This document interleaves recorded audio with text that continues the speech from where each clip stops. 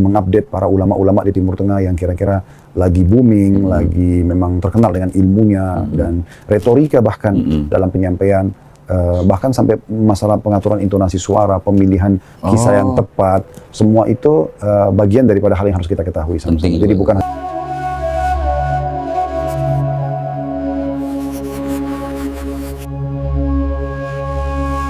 Alhamdulillahirrabbilalamin wassalatu wassalamu ala rasulillah.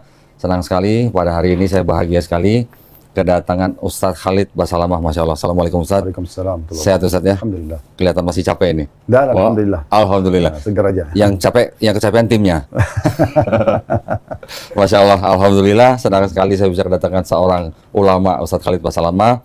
Dan karena ini bertempat di studio Garda Mualaf Indonesia Ustadz, jadi kami ingin menimba ilmu dari Ustadz Khalid Basalamah. Kami sebagai yayasan yang bergerak di bidang pembinaan mualaf, kami ingin minta pandangan nih dari seorang Ustadz Khalid Basalamah.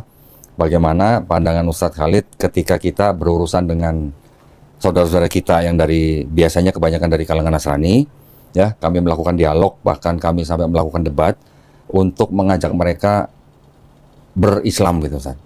Pandangan Ustadz bagaimana? Karena setahu saya kalau nggak salah, Ustadz juga dulu kuliahnya juga usuluddin Ustadz ya? Nah, ini cocok nih berarti, ini masuk ya berarti. Boleh kasih pandangan Ustadz dengan kegiatan kami seperti ini. Baik, alhamdulillah. Wassalatu wassalamu ala rasulillah. Segala puji dan puja kehadirat Allah subhanahu wa ta'ala, juga salawat dan taslim kepada Nabi besar Muhammad sallallahu alaihi wa ala alihi wa sahbihi wasallam. Terima jazakallah khair atas kepercayaan antum sama tim. Mudah-mudahan kedatangan kami ini sesuai yang diharapkan. Masya Allah. Ya, saya pun tidak pernah merasa, saya sangat risih kalau dipanggil ulama gitu ya. Karena saya merasa diri saya seorang da'i yang sama-sama kita sedang menyampaikan agama Allah. Dan kita terus menimba ilmu dari para ulama-ulama kita. Kalau untuk datang dan berdiskusi hal-hal yang mungkin memang kami punya ilmunya di situ, ya insya Allah kita berbagi. Tapi itu sebatas yang kita ketahui ya. Dan memang kita tujuannya untuk menjalankan firman Allah Subhanahu wa taala. Fadzakir fa inna dzikra tanfa'ul mu'minin, saling memberikan peringatan karena itu sangat bermanfaat bagi orang beriman. Dan juga menjalankan hadis Nabi SAW, ad-dinun nasihah. Agama ini semuanya isinya nasihat. Pertama sekali tentu sangat positif. Kami pun mendukung antum dengan yayasan seperti ini dan memang dibutuhkan. Baik itu di negara mayoritas seperti kita ataupun kita berada di negeri minoritas. Karena memang kita perlu menyampaikan agama Allah Subhanahu wa taala ini. Cuma memang saya melihat ada hal yang internal dan eksternal. Internal itu saya sering berbagi bersama teman-teman dai-dai gitu ya, berdiskusi supaya kita ini betul-betul maksimal dalam melakukan visi dan misi yang sedang kita jadikan sebagai target. Antum misalnya mu'alaf contohnya. Misal contoh, maka kita coba perkuat dulu internal kita. Internal kita sendiri kita perkuat tanpa mengurangi penghormatan buat antum tentunya. Anda rasa antum sudah kompeten di bidang karena antum menguasai agama Nasrani sebelumnya. Tetapi tetap saja kita butuh melahirkan dalam diri kita dalam kutip perasaan haus untuk terus belajar. Ya. Kami pun tidak pernah berhenti untuk sampai detik ini selalu melihat dan mengupdate para ulama-ulama di Timur Tengah yang kira-kira lagi booming, lagi memang terkenal dengan ilmunya dan retorika bahkan dalam penyampaian. Bahkan sampai masalah pengaturan intonasi suara, pemilihan kisah yang tepat, semua itu bagian daripada hal yang harus kita ketahui sama-sama. Jadi bukan hanya sekedar bobot makanan, tapi kita tahu restoran itu kan menjual jenis makanannya dengan ragamnya, tapi juga ada penataannya, ada macam-macam lah, ada garnish dan segala macam. Nah, ya, semua ini melengkapkan apa yang kita inginkan. Maka secara internal kita sendiri harus punya bekal yang cukup. Selain daripada masalah penampilan kita, retorika penyampaian, kemudian juga waktu dan yang tepat, berbicara dengan orang sesuai dengan level akalnya dan pendidikannya, kedudukannya. Mungkin berbicara dengan pejabat beda dengan bicara sama masyarakat biasa, bicara sama pengusaha beda dengan bicara sama misalnya PNS, misal contoh dan seterusnya. Semua ini mungkin ada level-levelnya. Semoga Allah merahmati seseorang yang mengajak bicara orang lain sesuai dengan level akalnya. Ini semua dijadikan bahan pertimbangan. Nabi SAW contohnya kalau menghadapi orang memperhatikan masalah penampilan beliau. Sehingga sahabat itu bukan hanya menukil, oh Nabi itu bersabda begini loh. Ada sahabat yang menukil, Nabi itu sudah mengenakan baju ini, Nabi menyisir rambutnya dengan seperti ini. Ada sahabat yang menggambarkan tentang wanginya Nabi pada saat sedang salaman dengan Nabi, ternyata Nabi begini begitu misalnya. Ada yang menggambarkan tentang senyumnya Nabi, ada yang menggambarkan tentang masalah keramahan Nabi. Jadi banyak hal yang Nabi tanda kutip jual dalam, di sini jualan positif ya, dalam berdakwah, di produk Produk kita kan Islam, kita semua marketing gitu ya. Nah, bagaimana itu ada kemasan yang menarik di situ. Nah, barulah pelengkapan semua itu adalah materi isinya. Karena berapa banyak orang yang menyampaikan isi sebuah materi, tapi dia hanya fokus kepada isinya saja, dia tidak fokus pada kemasannya. Saya pernah berbagi dengan istri, contohnya salah satu metode sederhana di rumah. Waktu itu saya sedang berbagi bagaimana menarik perhatian orang untuk mau makan misalnya. Mungkin orang masak nasi goreng contohnya, di wajan yang sama, anggaplah wajan yang berbeda fisiknya, tapi dia sama, mereknya sama, kemudian juga bahan bakunya sama semua. Berasnya sama, bumbu-bumbunya semua sama, ukurannya dan takarannya. Tetapi yang satu melakukannya dengan tulus, yang satu melakukannya dengan sedikit gerutu atau kurang. Nah, ini sudah ada satu hal yang bisa membedakan. Nanti juga setelah selesai, mungkin ada orang yang mengatur suhu panas, naik turunnya dengan orang yang tetap standar dengan suhu panasnya terus. Mungkin juga ada bedanya antara orang yang dia tahu kapan waktu tepat untuk membolak-balikkan nasi itu dan kapan dia membiarkan sampai sebagian hangus. Nah, hal-hal detail seperti ini sebenarnya sangat dibutuhkan secara internal gitu. Begitu juga pada saat nanti kita mengambilnya, beda sekali orang yang mengambil itu dengan penuh keikhlasan, ketulusan, sehingga dia menata di piring dengan bagus, mengambil tidak ada satu butir pun yang jatuh, dengan orang yang asal-asalan. Lebih jauh daripada itu penataannya. Mungkin beda sekali. Saya waktu itu kasih contoh istri saya 2 piring. Sekarang yang 1 piring kita tata nasinya dengan cuman pakai jenis seperti cetakan nasi. Terus kemudian ditaruh garisnya, ditaruh telurnya, hanya sama sebenarnya. Ini juga sama, cuma yang satu ini nasinya main ditaruh, telurnya dicampur, acarnya dan segala macam. Itu udah sangat berbeda. Padahal sebenarnya wajan sama, jenis bumbunya sama, kadar makanannya sama, tapi ada kemasan-kemasan yang perlu kita lakukan. Nah, semua ini nanti akan melengkapkan tujuan utama kita, yaitu bagaimana kita memarketingkan Islam itu. Nah, tentu di sini berarti kita butuh terus menggali dan mengupdate. Nah, siapa kira-kira yang lebih baik dari kita? Kalau kita di angka 7, ada orang yang angka 8, kita siap untuk mengupgrade diri kita. Karena sebagian orang juga dia menutup diri untuk itu. Misalnya, ya udahlah saya begini, inilah ciri khas saya tidak perlu mengubah dan mengupgrade gitu ya. Take it or leave it gitu. Itu. Jadi mereka tidak berpikir ke situ. Nah, padahal sebenarnya itu penting sekali nah, secara internal. Sebab kita kalau jasad kita kuat kan, penyakit apapun dari luar itu masih aman. Tapi kalau jasad kita lemah kan, maka nah, itu kurang lebih diantaranya masalah internal. Kita mengupgrade diri kita dari semua sisi, tidak menutup diri untuk mengikuti perkembangan yang ada. Dari semua sisi lah, dari semua sisi. Karena penonton pun, jemaah pun, calon jemaah pun misalnya, itu akan tertarik dengan melihat ada penampilan yang berbeda, ada retorik yang berbeda, ada kisah yang berbeda, ada waktu yang berbeda dan segala macam. Nah, semua itu insya Allah akan sangat berpengaruh secara internal. Nah, nanti baru eksternal. Eksternal itu mungkin kita butuh membuat juga target-target pasar kita lah dalam berdakwah. Misalnya target pasar itu kita aturlah di semua lini. Ada mungkin kalau kayak antum ada kelas berbicara dengan para pendeta dan pastor. Diatur kira-kira dan ditaruh target. Misalnya siapa nih yang jadi target kita? Si fulan. Bulan ini 1 orang atau 2 orang saja. Tapi kita fokus kepada dia. Mungkin ada orang, ada pasar kita, tanda kutip di sini untuk dakwah, itu kita marketingkan Islam ini kepada orang yang levelnya para dosen-dosen. Mungkin mereka berbeda, retorika penyampaian itu lebih kepada akademisi lah. Kemudian juga kelas para mahasiswa, kelas para pedagang, gitu. Kelas awamnya orang. Nah, semua itu kan beda. Nah, itu kita jadikan target dan kita coba mempelajari masing-masing retorikanya. Pernah sekali ada riwayat yang menarik masalah ini dalam hadis yang sahih. Aisyah radhiyallahu anha setelah Nabi SAW meninggal ya, beliau dilewatin oleh seorang pengemis. Kemudian Aisyah mengambil sesuatu lalu memberikan, lalu orang itu pergi. Terus setelah orang itu pergi, ada orang yang kedua datang. Aisyah memanggilnya. Sebenarnya orang ini orang susah, tapi Aisyah memanggilnya dengan santun, memberinya tempat duduk, kemudian menawarkan kepada dia apa yang mau dikasih. Lalu orang itu terima dan orang itu pergi.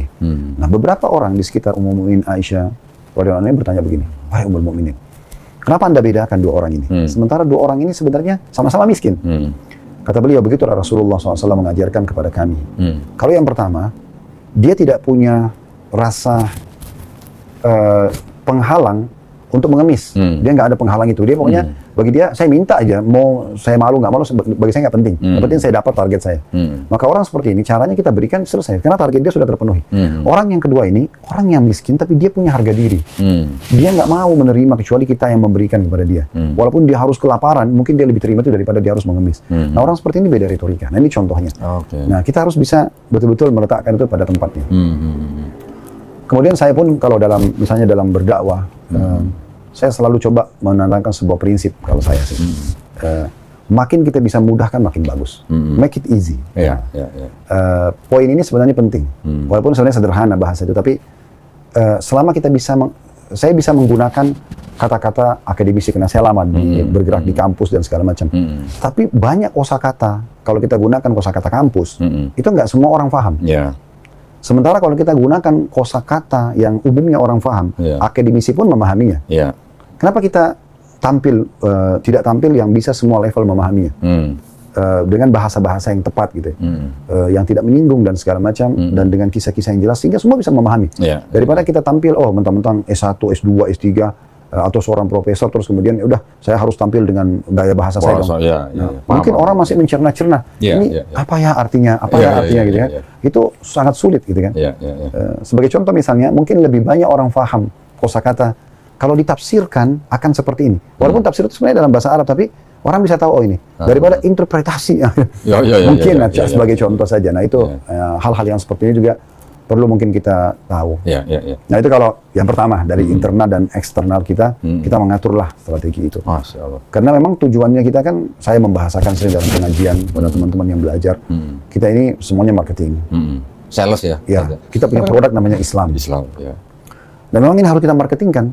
Karena memang dalam keyakinan seorang muslim, Allah tidak pernah turunkan agama lain. Nggak ada. Betul. Kekal dalam surah Al-Imran ayat 19, Inna dina indallahil Islam. Inna itu dalam bahasa Arab namanya harfu ta'kid.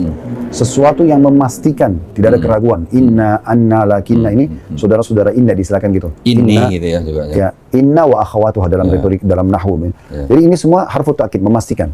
Inna din itu juga pakai alif lam. Penekanan. Kalau inna din saja tanpa alif lam berarti agama umum, tapi sudah ada inna, ada alif lam, ini berarti menandakan inna din merucut. Sesungguhnya hanya ada satu agama itu, nggak ada lagi. Indallah di sisi Allah berarti yang diterima, yang Allah pernah turunkan, yang Allah perintahkan para nabi-nabinya al-Islam. Cuma satu. Jadi sebagai seorang muslim kita yakin Nabi Adam muslim, Nabi Idris muslim, Nabi Hud, Saleh, Shu'aib semuanya, Nabi Musa, Nabi Isa. Nabi Musa yang sudah paling dikenal dan Nabi Isa karena dipegang juga oleh agama profetis oleh Yahudi dan orang Nasrani. Semua bagi seorang muslim adalah itu muslim. Makanya Nabi Muhammad SAW tentang puasa Ashura. Waktu para sahabat mengatakannya, Rasulullah, hari ini 10 Muharram orang Yahudi lagi pada puasa. Nabi bilang, coba tanya kenapa? Mereka bilang, karena orang Yahudi bilang, karena hari ini 10 Muharram tepatnya Allah selamatkan Musa dari kejaran Fir'aun. Fir'aun ditenggelamkan di Laut Merah, Musa diselamatkan. Kami puasa karena itu. Apakah Nabi mengatakan, oh itu agama Nabi kalian? Nabi tidak. Nabi ajarin kepada kita semua mengatakan dalam hadis Bukhari Muslim, nahnu ahaqqu bi Musa minkum. Kami lebih berhak memuliakan Musa daripada kalian. Kenapa Nabi bilang ini? Ada pesan penting, bahwasanya kalian walaupun mengaku pengikut Musa, kami lebih muliakan Musa daripada kalian loh. Kami lebih mengislamkan Musa daripada kalian. Gitu, karena memang seperti itu. Begitu juga dengan Nabi Isa alaihissalam, gitu kan. Tidak ada satu orang muslim pun yang mengatakan Musa atau Isa bukan nabi. Kalau berani dia katakan Isa bukan nabi atau Musa bukan nabi, kafir. Karena itu rukun iman.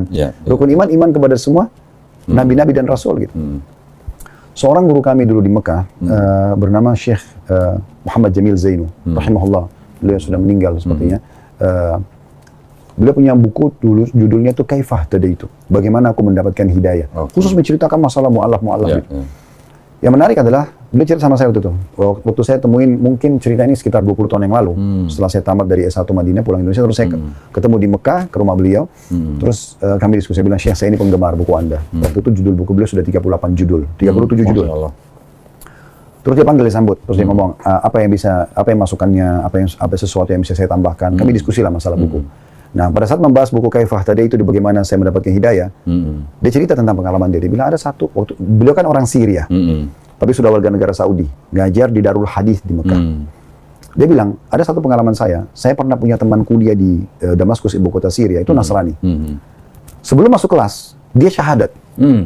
Hanya dengan saya ucapkan kata-kata ini. Saya penasaran, saya bilang, apa itu Syekh? Dia bilang, saya pegang pundaknya dan saya mengatakan, bagaimana pendapatmu? Kalau saya mengatakan, asyhadu an la ilaha illallah, wa anna Isa Rasulullah, wa anna Muhammad Rasulullah. Kalau perlu wa anna Musa Rasulullah. Iya. Tapi beliau cuma mengatakan ini kan kebetulan Nasrani. Oh iya. Orang Nasrani itu dia bilang, teman saya berpikir sejenak, lalu dia mengatakan, kalau begitu, asyhadu an la ilaha illallah wa anna Isa Rasulullah wa anna Muhammad Rasulullah. Masya Allah. Dia sudah Muslim. Masya Allah. Jadi ternyata sebagian teman-teman Nasrani berpikir kita ini membenci Nabi Isa. Oh ya. Kita bukan mendukung Nabi Isa, padahal sebenarnya kita ini pendukung full, gitu kan. Tapi kita memang meyakini kerisalahan beliau, kita yakini Injil pernah turun, tapi yang otentik, yang masih asli, dan kita estafetkan keimanan para nabi-nabi dengan Nabi Muhammad SAW. Gitu. Jadi ini bukan agama baru. Yeah. Kita sedang memarketikan sebuah agama yang sudah lama, yang diestafetkan oleh para nabi-nabi. Perbedaan mereka hanya di syariat, di peraturan-peraturan dan hukum. Ada hadis yang menarik juga, kata Nabi SAW begini, perumpamaan aku dengan nabi-nabi sebelumku adalah seperti bangunan yang sangat indah.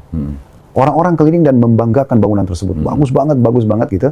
Dan mereka menemukan ada satu batu bata yang belum diletakkan. Lalu mereka mengatakan, coba satu bata itu diletakkan, maka pasti akan sempurna. Lalu Nabi closing, endingnya mengatakan, akulah satu batu bata itu. Ya. Apa maksudnya? Aku ini bukan bawa ajaran baru loh. Ya. Ini agama estafet. Melanjutkan. Kenapa kita umat Muhammad SAW dapat predikat Muslim? Karena kita estafetkan itu. Kita imani semuanya. Risalah-risalah nabi-nabi dan rasul sebelumnya. Nah, ini juga hal yang perlu kita fahami sama-sama. Sehingga kita ini poin yang kedua tadi adalah bagaimana kita tahu kita marketing Islam dan kita tidak perlu ragu dengan kebenaran agama Islam itu karena memang ini agama bukan agama baru. Betul. Nah, kalau kita kokoh di poin itu, kita tidak akan mudah digoyahkan dan kita tahu apa yang sedang kita sampaikan. Apalagi Nabi SAW mengatakan balighu anni walau ayat, sampaikan dariku walaupun sebuah ayat. Artinya yang sudah kalian kuasai, sampaikan. Sehingga kita tidak perlu lagi khawatir. Ya, jadi ini poin yang kedua yang mesti perlu kita garis bawahi juga. Keren banget ya kalau seorang dokter yang ngomong yang beda ya. Astagfirullah. Bukan itu. Tapi maksudnya lebih kepada poin-poinnya biar tersistematis aja. Nah, gini Ustaz. Yang kami lakukan itu tidak hanya membina orang yang baru masuk Islam di tempat kami. Ketika orang baru masuk Islam di tempat kami membina mereka mulai dari nol. Mulai dari yang contoh misalnya laki-laki yang belum sunat kami sunatkan. Terus kemudian mereka juga belajar sholat, sampai belajar Iqra, sampai bisa baca Quran. Itu kami tidak mengundang mereka ke satu tempat untuk belajar sama-sama, tidak. Karena kami pikir dengan cara seperti itu tuh sulit gitu ya, mengumpulkan sekian banyak orang. Jadi kami bekerja sama dengan sebuah lembaga kursus, kami kirimkan guru privat ke rumah masing-masing mualaf tersebut, Ustaz. Ya. Harinya, jamnya, mereka yang tentukan sendiri. Gurunya ini mengikuti jadwal mereka. Jadi mereka datang ke rumah masing-masing mualaf, mereka mengajari minimal 32 sesi, satu sesi 90 menit, dari mulai niat, sholat, sampai Iqra, sampai bisa baca Quran. Alhamdulillah kami sudah melakukan kurang lebih 3 tahun ini, dan Alhamdulillah hasilnya sudah bisa kita lihat. Jadi sudah banyak dari mualaf-mualaf yang bersyarat di sini, yang sekarang sudah lumayan baca Qurannya gitu ya. Tapi di lain itu juga, kami juga melakukan kegiatan dengan mengajak para saudara kita yang dari kalangan Kristen, khususnya dari kalangan pendeta, untuk berdebat, Ustaz. Nah, kami juga mengetahui kan bahwa di dalam Quran bukan berarti kita dilarang berdebat, kita kan boleh berdebat tapi harus dengan cara yang paling baik. Makanya kami yang memfasilitasi mereka, kita yang bayar tempat, kita yang undang mereka, kita yang fasilitasin. Tapi perdebatan itu kami tujukan untuk menjadi bahan edukasi supaya orang Islam yang menonton, kita berharap iman dan akidahnya makin kuat. Kalau ada kalangan dari mereka yang menonton debat kita, kemudian menjemput hidayah, itu bonus buat kita, Ustaz. Seperti tadi Ustaz sudah sebutkan di Quran Surat Al-Imran, ayat 19, bahwa inna dina indallahil Islam, buat kami, agama ya cuma satu, cuma Islam. Jadi kami memberikan pemahaman kepada saudara kita yang Muslim, bahwa agama Yahudi, agama Nasrani ini, yang kita kenal dengan sekarang Yudaisme atau Kristen, itu adalah agama buatan manusia. Dan saya berani menantang, di tempat masjid-masjid yang mungkin saya beri ceramah, kita sebagai orang Islam harus berani mengatakan bahwa Islam adalah agama yang benar. Jangan bilang Islam adalah agama yang paling benar. Kita harus berani mengatakan Islam itu yang benar, yang lain salah. Saya bilang gitu. Agama lain pun mereka juga berhak mengatakan agama mereka yang benar, yang lain salah. Tetapi kan bukan berarti kita harus bermusuhan. Tidak, kita masih tetap bisa berteman dengan mereka, bermuamalah dengan mereka, asal kita menunjukkan akhlakul khorimah kita. Saya bilang gitu kan. Nah, kalau menurut pendapat Ustaz Khalid, dengan kita mengajak mereka berdebat, tapi dengan cara yang paling baik, menurut Ustaz bagaimana? Memang Allah Subhanahu Wa Taala sebutkan dalam Al-Quran, dia tahapannya kan. Iya. Ud'u ila sabili rabbika bil hikmati wal mau'idatil hasanah wajadilhum billati hiya ahsan. Ulama yang saya tahu sebatas ilmu kami adalah memang ini tahapannya. Berdakwahlah kalian di jalan Tuhan kalian dengan hikmah. Hikmah itu berarti dengan bisa bermakna kapasitas ilmu yang cukup, retorika yang sudah dipilih dan diatur, waktu sikon lah yang tepat. Ini semua hikmah. Karena hikmah itu meletakkan suatu pada tempatnya. Nah gitu. Kita misalnya level berbicara dan segala macam. Nah, hikmah. Jadi kita sudah punya bekal ilmu yang cukup, kita juga tahu waktu dan tempat yang tepat dan segala macam. Nah kemudian setelah itu pindah ke mau'idah hasanah. Mau'idah hasanah ini lebih kepada motivasi sebelum ancaman. Jadi contoh misalnya kalau kita kasih contoh dari luar kasus ini dulu, ada orang tidak sholat, muslim. Gimana caranya kita menasihatinya? Kita punya dua pilihan. Kita sebutkan dalil targhib atau kita sebutkan dalil tarhib. Apa itu dalil targhib dan tarhib dalam ilmu hadis? Itu berarti dia, targhib itu adalah semua dalil yang berbicara tentang motivasi, fadilah. Gitu. Jadi kita lebih bagus milih tarhib sebelum tarhib. Tarhib itu kayak ancamannya. Oh, oke. Jadi kita sebutkan, kalau kamu sholat kamu dapat ini, dapat ini, dapat ini. Hadits Nabi SAW di depan, bagaimana kalau depan rumah kalian ada sungai yang seseorang itu mandi airnya mengalir dengan deras dan dalam sehari dia mandi 5 kali. Apakah tersisa kotoran badannya? Kata para sahabat, tidak ya Rasulullah. Karena sehari 5 kali mandi. Kata Nabi SAW itu perumpamaan sholat 5 waktu. Dia membersihkan dosa-dosa. Jadi motivasi. Ada puluhan hadits yang seperti ini bisa kita sampaikan. Kalau sudah selesai penyampaian targhib ternyata dia masih malas dan nah kita masuk ke tarhibnya, ancamannya. Kalau tidak sholat itu akan begini. Nah, gitu. Nah ini mungkin poin yang menarik. Artinya kita punya kapasitas ilmu yang cukup, kita pilih sikon yang pas, kemudian tadilah pendidikan kayak penampilan dan segala macam yang sudah kita bahas, terus kemudian masuk ke mau'idah hasanah. Nah penyampaian lebih ke motivasi. Saya pernah menyusun sebuah tema di Tabligh Akbar serial Sahabat tentang masalah apa sih yang didapat orang kalau mu'allaf masuk Islam. Kan diantaranya itu Amr bin As bilang kan, ya Rasulullah, ulurkan tangan Anda, saya akan masuk Islam. Nabi SAW ulurkan tangan, Amr bin As lalu tarik tangannya. Kata Nabi SAW, kenapa kau tarik tanganmu, hai Amr? Maksudnya dia mengatakan, ya Rasulullah, saya punya syarat. Kata Nabi SAW, apa syaratmu? Dia bilang, agar semua dosa saya yang lalu-lalu dimaafkan. Kata Nabi SAW, hai Amr sambil senyum, apakah kau belum tahu kalau orang masuk Islam itu akan menggugurkan dosa-dosa, haji akan menggugurkan dosa-dosa, gitu kan? Jadi ada satu janji, mungkin di orang Nasrani pun mengatakan kan kalau masuk Nasrani diampuni dosanya. Sebenarnya dalam Islam memang kita ada bersihkan dosa-dosa. Ada juga sahabat pernah yang mengatakan begini, ini hal yang lain, bukan pengampunan dosa. Ya Rasulullah, saya pernah berbuat amal-amal baik yang dipandang baik oleh Islam sebelum masuk Islam. Saya sedekah, saya silaturahim keluarga, bebasin budak. Sekarang saya masuk Islam, dinilai nggak itu? Kata Nabi SAW, engkau masuk Islam dengan semua kebaikanmu itu. Jadi lebih kepada motivasi 1, 2, 3, kamu dapat ini, dapat ini, dapat ini, dapat ini. Nah seperti itu. Itu akan jauh lebih menarik. Dibandingkan nanti Nasrani itu di neraka loh, contoh ke tarhibnya ya. Tetapi kalau sudah sampai pada level di mana ternyata kita menyampaikan dengan hikmah dan mau'izah masih mentok, nah wajadilhum billati ahsan. Di sini berdebatlah dengan cara yang baik. Jadi retorika debat itu mungkin yang ketiga. Jadi ini cuma berbagi saja.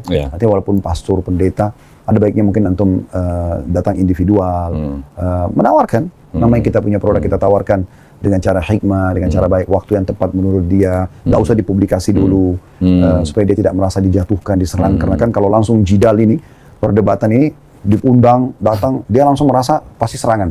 Serangan itu hasilnya defense. Itu pasti. Kalau saya gini Ustaz, ketika saya mengundang pendeta untuk berdebat, itu bukan berarti konotasinya selalunya negatif, tidak. Saya dengan beberapa pendeta juga masih menjalin hubungan baik, kami masih bisa ngopi bareng, makan bareng.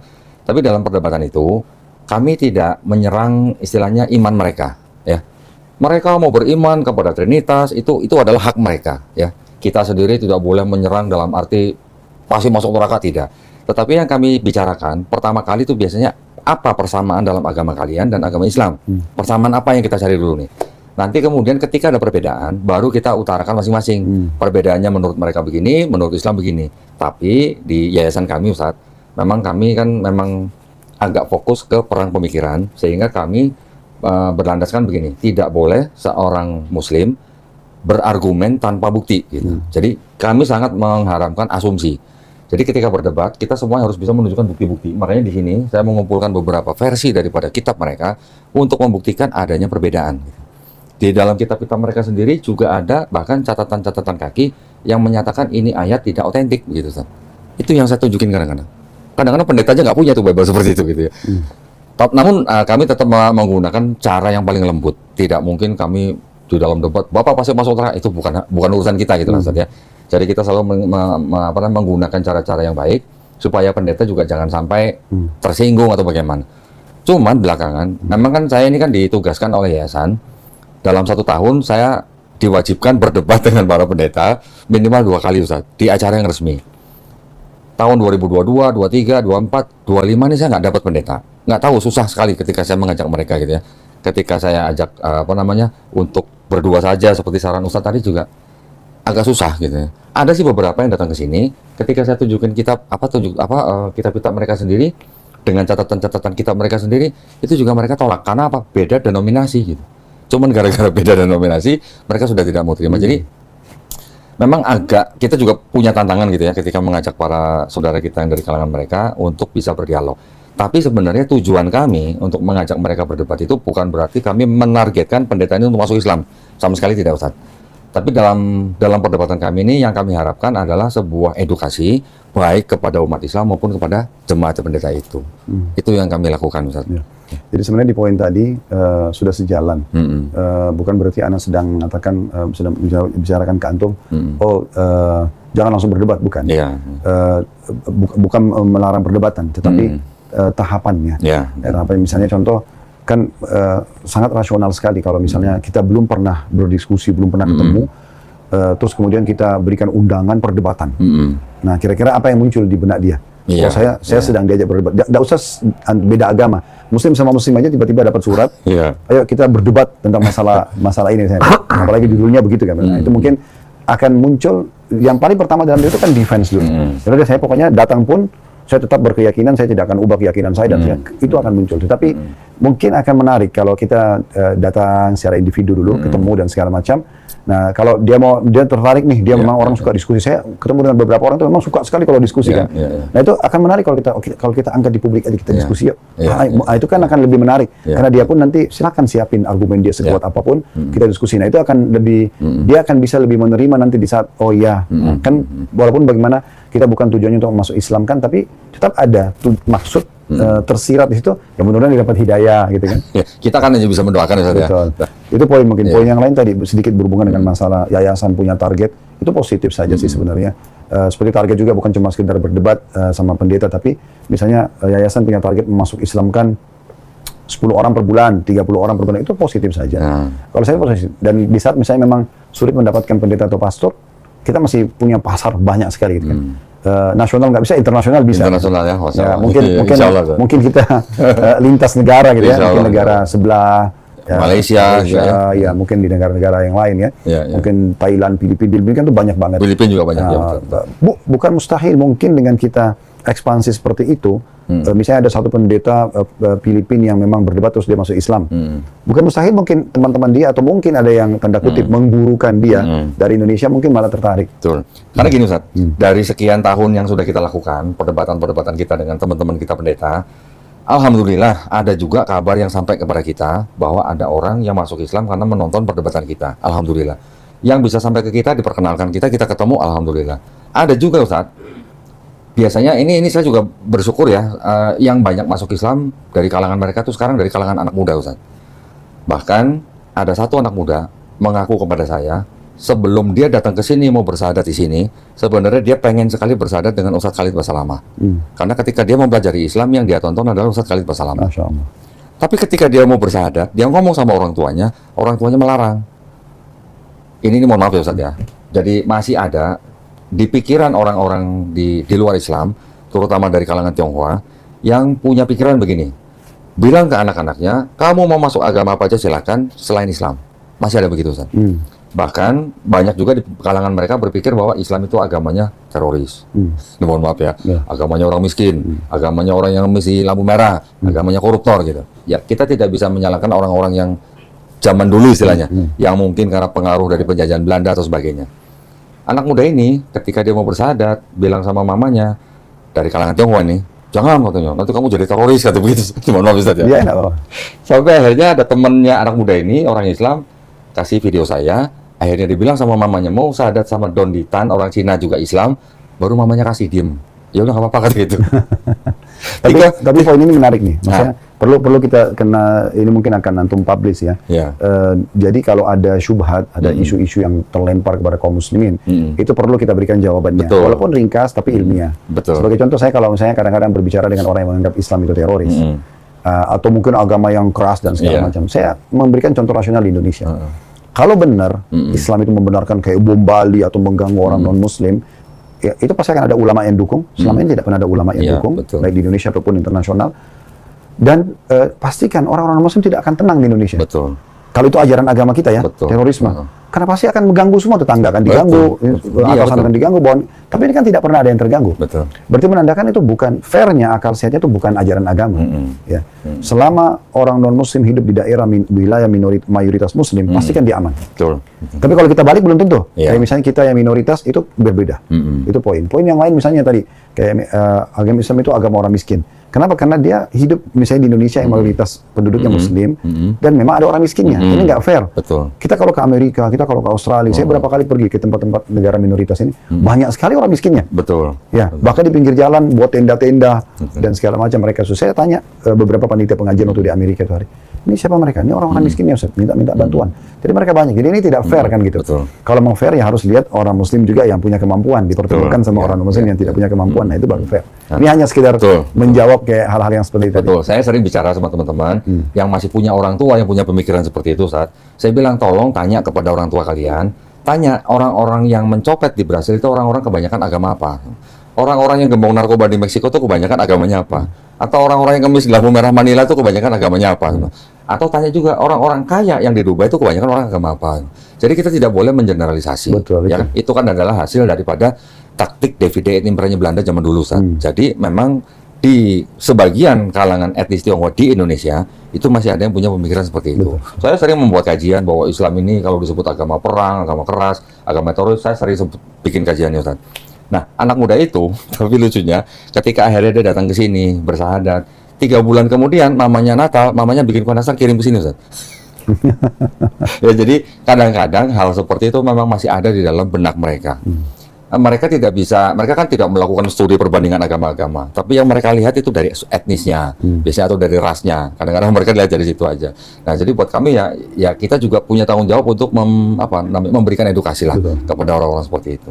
Nah, jadi alhamdulillah kami sekarang jadi selain daripada kami mendakwahkan Islam dengan menggunakan ilmu yang disebut dengan kristologi, Ustaz.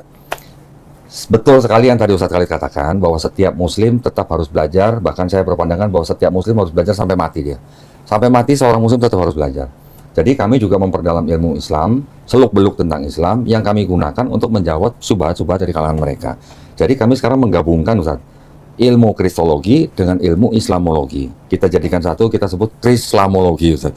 Jadi itu ilmu yang memang kita sering pakai ketika kita beradu argumen dengan kalangan mereka. Beradu argumen ini bukan berarti kita merendahkan agama mereka, menghina agama mereka, atau bahkan mencaci sesembahan mereka. Kita juga mengikuti Quran bahwa Allah Subhanahu wa taala sendiri melarang kita untuk menghina sesembahan mereka, Ustaz, ya. Jadi di dalam hal diskusi ini kami tetap menjaga hal-hal seperti itu, mengikuti batasan dari Quran, tetapi dengan ilmu kristologi, insya Allah ini akan sangat efektif ketika kita juga menjawab syubhat dari mereka, Ustaz. Banyak sekali syubhat-syubhat yang mungkin Ustaz kalau belum pernah melihat komen-komen atau tuduhan-tuduhan dari mereka itu sangat-sangat, kalau nggak sabar-sabar bikin panas hati gitu saja. Tapi kita memang harus dengan hikmat memberikan keterangan pada mereka bahwa di dalam Islam itu bukan sesuatu yang seperti tadi Ustaz bilang, bukan sesuatu yang baru. Ini sudah dilakukan di kalangan orang Nasrani, sudah dilakukan oleh kalangan Israel dari zaman dulu, dari zaman Nabi Ibrahim, bahkan dari zaman Nabi Musa alaihissalam sampai Nabi Daud alaihissalam sampai Nabi Isa alaihissalam. Dengan membaca dan mengetahui dokumen mereka, Ustaz, syubhat-syubhat yang mereka sering lempar kepada kita, itu malah jawabannya dari kitab mereka sendiri. Itu yang menguntungkan buat kita ketika kita mengetahui ilmu kristologi yang digabungkan dengan Islamologi. Karena Quran dan hadis itu juga sekarang sering dipakai untuk, satu, memurtadkan orang Islam. Kedua, untuk sebagai bahan menghina Islam. Kita sering diserang dengan Quran dan hadis supaya melemahkan iman orang Islam sehingga kita mengikuti milah mereka gitu, Ustaz. Jadi itulah yang kita lakukan. Saya sendiri dulu ketika mempelajari Islam, ingin tahu Islam lebih banyak, Ustadz Khalid Basalamah adalah salah satu ustadz yang saya tonton juga, supaya kita juga tahu lebih dalam tentang Islam. Selain daripada ustadz-ustadz yang lain. Dr. Zakir Naik pun juga begitu. Itu adalah guru saya ketika saya sebelum masuk Islam. Almarhum Syekh Hamid Didat juga begitu. Jadi alhamdulillah, Ustadz, ya, senang sekali saya bisa mendapatkan pandangan dari Ustadz Khalid. Apa yang kita lakukan ini mudah-mudahan juga mendapat simpati atau dukungan dari teman-teman kita yang memang kita sudah bisa disebut orang beriman gitu, Ustaz. Amin, amin, insyaallah. Ya. Ya tinggal bagaimana kaidah-kaidah dasarnya saja sih. Betul. Kaidah dasar dalam berdakwah itu kan yang pertama ikhlas. Kata para ulama salaf itu yang paling berat adalah mempertahankan ikhlas. Jadi bukan masalah memunculkannya atau melakukannya di satu perbuatan, tetapi mempertahankannya. Karena konsistensi dalam menjaga keikhlasan. Hari ini kita ikhlas berdakwah, mungkin besok kita riak. Betul. Ya, mungkin itu kembali lagi bahaya, ikhlas dan Ustaz. seterusnya. Jadi konsistensi ini penting. Betul. Nah, tipsnya adalah berdoa kepada Allah agar diberikan keikhlasan, terus kemudian selalu menepis bisikan syaitan setiap kali ada perasaan ingin berbangga, kita baca a'udzubillahi minasyaitonirrajim, kita berlindung kepada Allah Subhanahu wa taala. Terus kemudian yang ketiga, kita lebih selalu gongkan dalam diri kita itu supaya mengejar keutamaannya. Nah, orang ini kalau masuk Islam nanti saya dapat pahalanya, orang ini kalau sholat saya dapat pahalanya. Saya tidak pernah membayangkan atau mempunyai target atau memasang target untuk mengislamkan siapapun. Karena kita sama-sama tahu bahwa hidayah kan mutlak milik Allah Subhanahu wa taala. Kita juga tahu Nabi Muhammad SAW juga tidak bisa membuat pamannya masuk Islam, apalagi kita gitu. Ya, betul. Tapi yang jelas yang kita lakukan hanya menyampaikan, walaupun hanya satu ayat tadi seperti nasihat Ustaz ya. Masalah keikhlasan itu buat diri saya dulu, baru buat semuanya, termasuk antum. Kita saling menasihatin karena konsistensi dalam mempertahankan sebuah keikhlasan itu penting. Hadits Abu Dawud kata Nabi SAW, hadis yang sahih, Inna Allah la yaqbalu amalan illa ma kana khalisan liwajhi. Allah tidak akan terima kecuali amal yang ikhlas kepadanya. Al-Mundhiri menyebutkan dalam kitab Targhib wa Tarhib yang disahihkan oleh Syekh Albani hadisnya, ada seseorang mengatakan begini dalam bab jihad, ya Rasulullah, bagaimana kalau orang berperang jihad ikhlas karena Allah, tapi diikutin dengan perasaan ingin terkenal. Sedikit aja, tapi dia ikhlas karena Allah, supaya dibilang dia pahlawan, kesatria, panglima perang dan segala macam. Apa dia dapat pahala? Kata Nabi SAW, tidak. Orang itu ulangi 3 kali, Nabi ulangi 3 kali. Lalu Nabi sampaikan hadis tadi, Allah tidak akan terima amal kecuali yang ikhlas karena. Berarti sedikit terganggu aja ini sudah jadi masalah, makanya konsistensinya penting. Nah, tipsnya tadi yang saya katakan itu, kita harus banyak berdoa pada Allah Subhanahu wa taala supaya Allah buat kita ikhlas di setiap amal sampai kita wafat. Nah, kemudian kita juga selalu menepis bisikan syaitan, a'udzubillahi minasyaitonirrajim, setiap ada bisikan. Dan yang ketiga, kita selalu gongkan dalam diri kita keinginan meraih pahala dari orang ini. Itu yang kita besarkan dalam diri kita. Kalau orang ini berhasil masuk Islam tangan saya akan panen pahalanya. Orang ini sholat, saya akan panen pahalanya. Karena kita sedang mengejar pahala dari kebaikan dia. Itu pertama yang keikhlasan. Yang kedua, kita tidak boleh berhenti tadi terus belajar dan menggali ilmu-ilmu baik itu yang berhubungan dengan bidang kita, ya, bidang antum masalah kristolog tadi misalnya. Mungkin kami dalam dakwah secara umum, karena memang dulu waktu awal saya selesai S1, saya punya opsi menjadi seorang kristolog sehingga saya dalamin. Waktu itu kebetulan saya juga banyak dengar Ahmad Didat. Atau saya itu berarti saya ini siap sebagai duta Islam keluar kepada orang non muslim kayak antum lakukan. Atau opsi kedua adalah saya membenahi internal, menguatkan internal sehingga nanti nggak mudah masuk angin. Dan orang supaya nggak muter dari dalam, kita benahi akidahnya, benahi sholatnya segala macam. Itu orang kalau sehat akan aman. Nah, hanya saya memilih yang kedua. Makanya saya lebih banyak secara ini dan ini dua hal yang saling melengkapi antara antum sama kami gitu ya. Itu kurang lebih seperti itu. Jadi, tapi dalam hal ini kita tidak boleh berhenti terus mengembangkan tadi retorika, menambah lagi wawasan ilmu kita, karena saya merasa di umur sekarang pun setelah 50 tahun berlalu umur dan menjalani dakwah puluhan tahun, makin lama kok makin kurang rasanya ilmu itu ya. Makin haus. Nah, itu saya rasa itu pesan dari Allah supaya kita mau belajar lagi. Belajar lagi. Itu yang kedua. Yang ketiga memang kita harus bersama dengan komunitas. Kenapa ada asosiasi, ada organisasi? Karena itu memang penting sekali. Kayak antum punya yayasan nih, tidak ada salahnya antum menjalin hubungan dengan yayasan-yayasan yang serupa di Amerika, di Eropa, di Filipina, di mana-mana. Saya tahu dulu ada satu dosen kami di Madinah itu, beliau mengajar tentang tarikh dakwah, sejarah dakwah. Itu khusus kita pelajari. Jadi sejarah dakwahnya Nabi Adam, nabi-nabi, dakwahnya para sahabatnya, itu ada sejarahnya. Dan beliau itu kepala mualaf center di Madinah. Jadi orang-orang Filipina yang perawat-perawat itu banyak masuk Islam. Yang bekerja di sana. Ya, itu ditawarin Islam sama dia. Yayasan ini memang disupport oleh para orang yang belajar kristolog ini di kampus-kampus yang jurusannya memang itu. Nah, ini kan kalau kita menjalin hubungan baik sama mereka itu sangat baik. Nah, mungkin kalau untuk Timur Tengah nanti coba kami bantu untuk antum ada link ke sana. Tapi kalau untuk di Amerika, di Eropa, ya mungkin kita bisa saling cari. Nah, ini kan kalau ada linknya, sesekali Zoom, sesekali kumpul, sehingga berbagi pengalaman itu kan bagus banget. Saya sudah pernah podcast bersama dengan seorang mualaf juga, Ustaz, namanya Paul William di Inggris. Beliau juga masuk Islam. Beliau orang Eropa. Terus kemudian sama muridnya almarhum Syekh Ahmad Didat, dokter siapa ya? Dokter Ali yang di Amerika, ya. Terus kemudian saya juga pernah podcast bersama dengan seorang rabi Yahudi, Ustaz. Jadi saya juga tertarik sekali dengan pandangan mereka bahwa Yahudi memandang Kristen dan memandang Islam. Yahudi ketika memandang Islam, walaupun mereka tidak menerima Nabi Muhammad SAW, ya, tetapi mereka memandang Muslim adalah sebagai orang yang pure atau murni monoteis. Dan mereka menganggap, berani mengakui bahwa Tuhan yang disembah oleh orang Islam itu sama dengan Tuhan yang disembah oleh orang Yahudi. Tetapi ketika mereka memandang Kristen, dalam hal ini mereka menyebut mereka dengan sebutan Avodah Zarah, Ustaz. Avodah Zarah itu adalah penyembah berhala. Ya. Jadi buat mereka, walaupun orang Kristen menyembah Tuhan yang diakui oleh mereka sebagai Tuhannya Abraham, Ishak dan Yakub, tetapi mereka juga menyembah Yesus. Itu yang dianggap sama orang Yahudi ini sebagai perzinahan gitu lah. Perzinahan dalam tanda kutip ya. Artinya mereka menyembah sesuatu selain daripada Allah SWT. Persekutuan. Iya. Bahkan Rabi Yahudi ini bisa menyebut kalau Islam itu sama dengan Yahudi, la ilaha illa Allah gitu kan, nyebutnya begitu ya. Di dalam pandangan mereka, Tuhan yang mereka sembah sama dengan Tuhan yang disembah oleh orang Islam. Nah, buat kami memang sangat-sangat kita sangat-sangat berharap juga bisa bekerja sama dengan para yayasan yang di luar negeri. Betul. Sebenarnya kemarin sebelum Dr. Zakir Naik datang, itu Hidayatullah tuh kemarin mau bawa saya ke Filipina, Ustaz. Tapi karena saya harus mengurusi Dr. Zakir Naik di Indonesia selama 1 bulan, akhirnya saya tidak ikut Hidayatullah. Hidayatullah di Filipina kemarin mensyahadatkan kira-kira 200 orang di Filipina. Di Filipina sekarang menurut mereka banyak orang Filipina menyebut dirinya balik Islam katanya.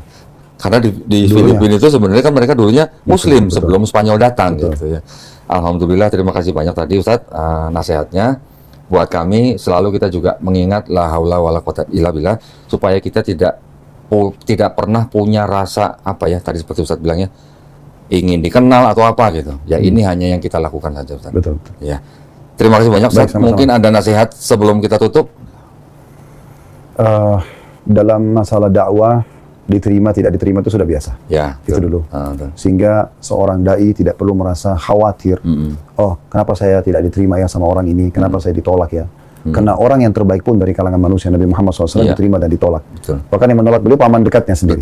Abu Lahab itu yang disebutkan dalam surah Al-Masad itu paman kandungnya. Dan bahkan menjadi pemusuh dakwah yang paling kental sampai Allah sebutkan dalam surah Al-Masad dengan istrinya. Dan dia juga punya anak laki-laki menikah dengan anak perempuan Nabi itu sampai dia suruh ceraikan. Jadi Abu Lahab ini selain paman Nabi juga besan Nabi. Sampai pada tingkat itu. Tapi Nabi SAW tidak pernah berhenti dalam berdakwah. Karena yang memusuhi beliau itu banyak di Mekah justru dari kerabatnya. Jadi memang tolak ukurnya adalah kita benar atau kita salah. Kalau kita benar, kita komitmen aja, konsisten. Mungkin hari ini mereka belum dapat hidayah, mungkin besok. Nah, itu yang pertama mungkin untuk mengobatin dan menjadi sebuah bekal dalam perjalanan dakwah ini. Memang penerimaan dan penolakan itu biasa, sunnatullah. Seperti ada muda, ada tua, ada lapar, ada kenyang, ada mati, ada hidup. Di akhirat ada surga neraka, maka ada penerimaan, ada penolakan. Tetapi biasanya penerimaan lebih banyak daripada penolakan. Biasanya seperti itu. Maka ini juga poin yang perlu kita titik beratkan, pesankan gitu. Selain dari tambahan poin-poin tadi. Baik, alhamdulillah. Insya Allah nanti saya mampir ke restorannya Ustadz Khalid Basalamah nih. Kita mau cobain nih lezatnya masakan di restoran saja. Insya Allah. Barakallahu fikum. Terima kasih banyak atas perhatiannya. Mudah-mudahan tadi yang sudah kita bicarakan membawa manfaat buat kita semua umat Islam. Dan kita pamit undur diri. Wabillahi taufiq wal hidayah. Wassalamualaikum warahmatullahi wabarakatuh. Barakallahu fikum Ustaz. Jazakallahu khairan.